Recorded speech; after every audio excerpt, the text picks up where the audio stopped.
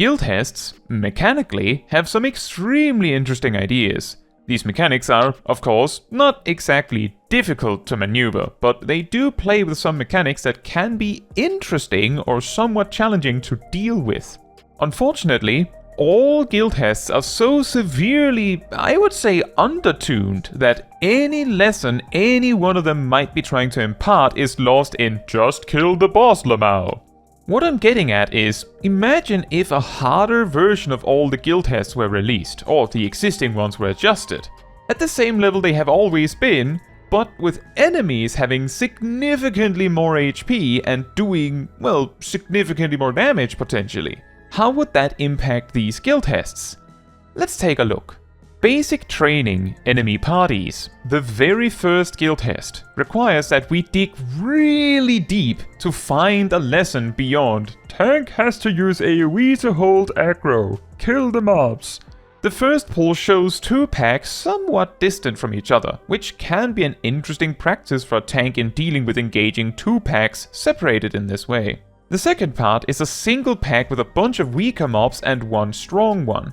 This could be handy in controlling damage output, but there isn't really much to be added here by making the enemies stronger, aside from that lesson I just described actually being possible to land.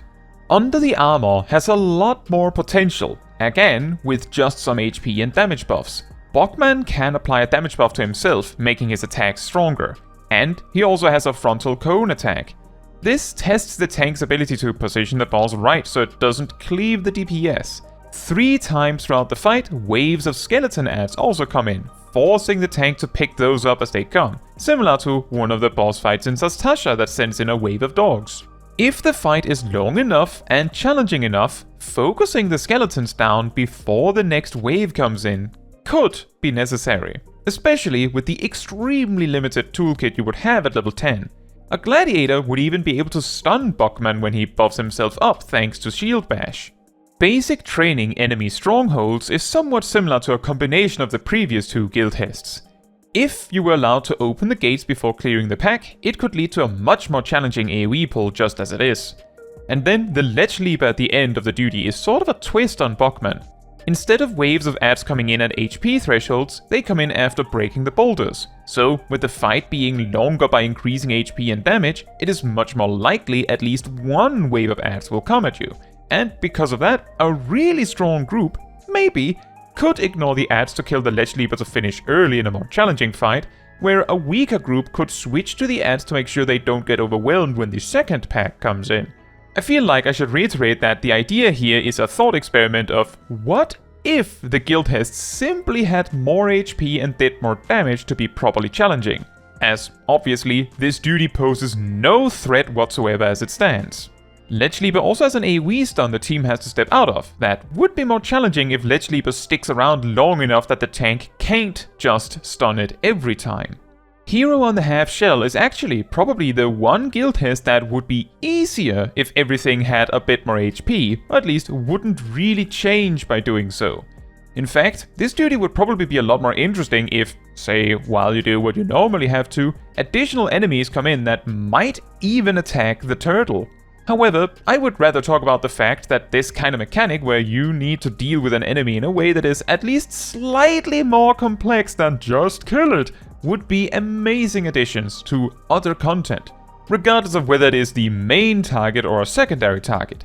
Imagine if, for example, a boss fight had adds that would come in and if you sleep them and they stay asleep for 15 seconds, they disappear or otherwise stop being a threat.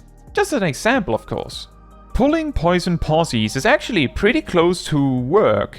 By that I mean that the poison clouds actually can wipe you if you don't respect them. The problem is, as usual with Guildhests, that the fight isn't long enough for it to matter.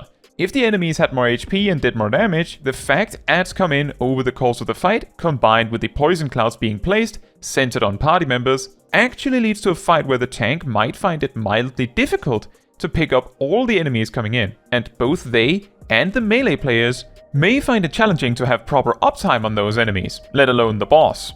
Off the top of my head, I'm not actually sure how long the poison puddles last, but if they lasted indefinitely, imagine if the fight could go on until a point where you run out of room in the rather huge arena. Now that would be an interesting fight. Just the chaos of it all could make it challenging on its own.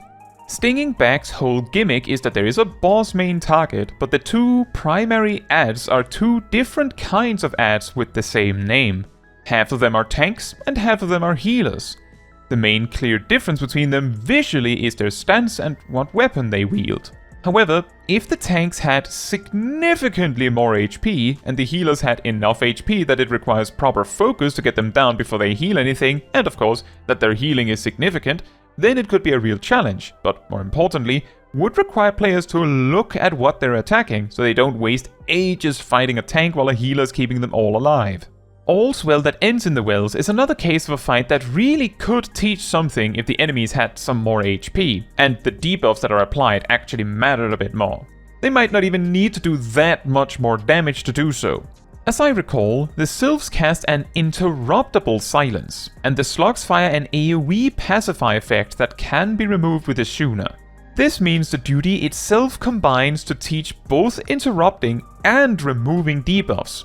If the enemies have more HP, then the final boss fight at the end will also stop being a DPS race to kill the boss before the many waves of mobs overwhelm the party, and will require the team to focus these ads as they come in, possibly.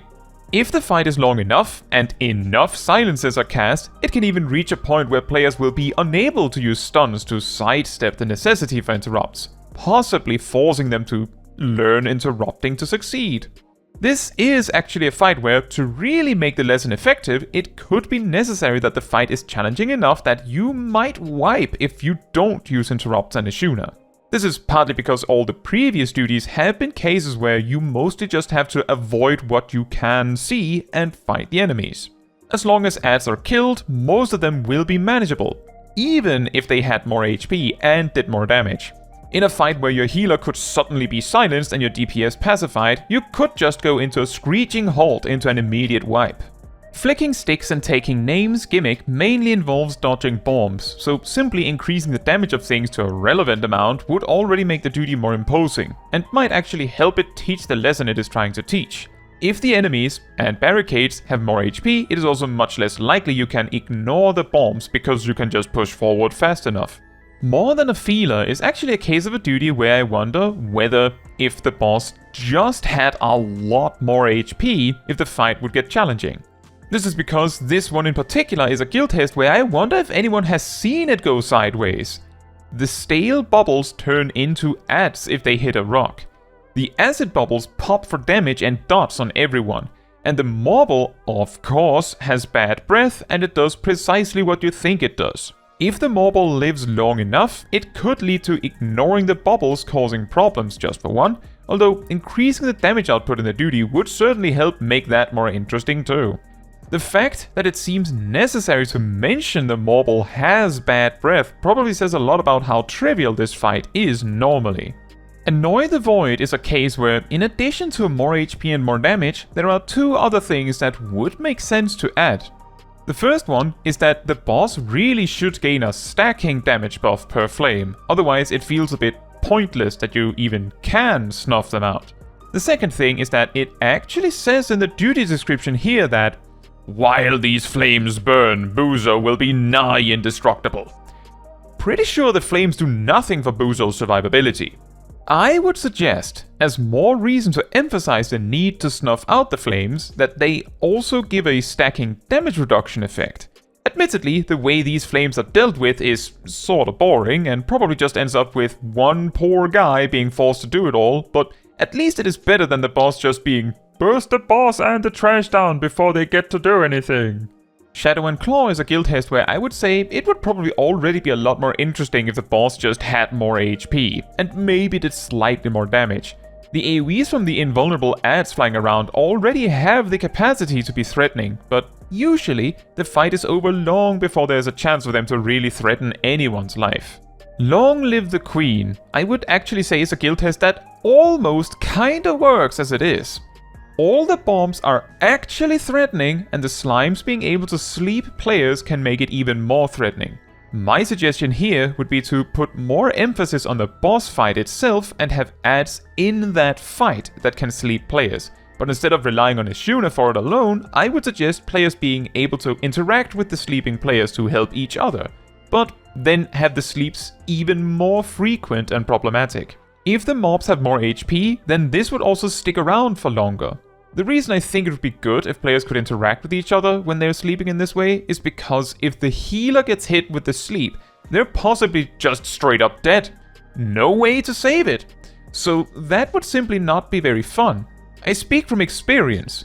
Did you know that there is a tutorial screen that appears when you die for the first time in a Guildhest? Ward Up may briefly require an explanation. The fight has one of the 5 Vodorigas become invulnerable for a while. And to beat the duty, all 5 must be dead at the same time. They take somewhere around 20 to 30 seconds to respawn if any of them do die. When the invuln ends, shortly after, all the Vodorigas will get a damage buff instead. And if they're not defeated after that, legend has it that they summon a gargoyle that is even stronger. Of course, a starting point is, as always, more HP and more damage output. But instead of having one of them just be invulnerable, a much more interesting way to make the first phase extra confusing, in my opinion, would be if each ad had a different amount of damage reduction. That way, if you try to just cleave them all down, they will all end up at very different HP amounts. I would also suggest making the respawn window even shorter than 20 seconds, but maybe that is actually just right. It is a Guildhest, not a punishment, despite what it might feel like to some. The rest of the duty, both with the damage buff and the gargoyle summon, is probably fine with just more HP and more damage output. Solemn Trinity, the final Guildhest, with 8 players, could probably also use both more HP and more damage on the mobs, although the objects that need to be defended would probably also need more HP to match, just to make it fair. I would also suggest that more attack waves would appear so that more frequently the raid has to split up in light parties and whatnot, so that it cannot be resolved by just having everyone stand in one side and then maybe respond when eventually a wave comes up behind it. But what do you think? Do you think Guildhests could maybe be saved in terms of getting interesting with a healthy dose of health and damage, or do you think it takes something else? Personally, I think some of the lessons from these Guildhests might even be learned if only the enemies have more HP. It is simply that the increased damage output might make things a bit more interesting for the veteran players that may end up in those roulettes anyway. That said, please do let me know in the comments what you think could be done. Now, that is all for this video. Thank you so much for watching. If you would like to support me and my channel more directly, you can become a member like these wonderful people here. You can also alternatively support me through Ko-Fi, link in the description. You can also support the channel by letting the YouTube algorithm know by liking the video, leaving a comment, subscribing, sharing, and hitting the bell to get notified when next I post a video. Fun fact, the first completion of every Guildhest per job comes with an additional XP and guild bonus. This applies to all jobs up to and including the ones released in Stormblood, meaning the final jobs to benefit from this bonus are Red Mage and Samurai for some reason.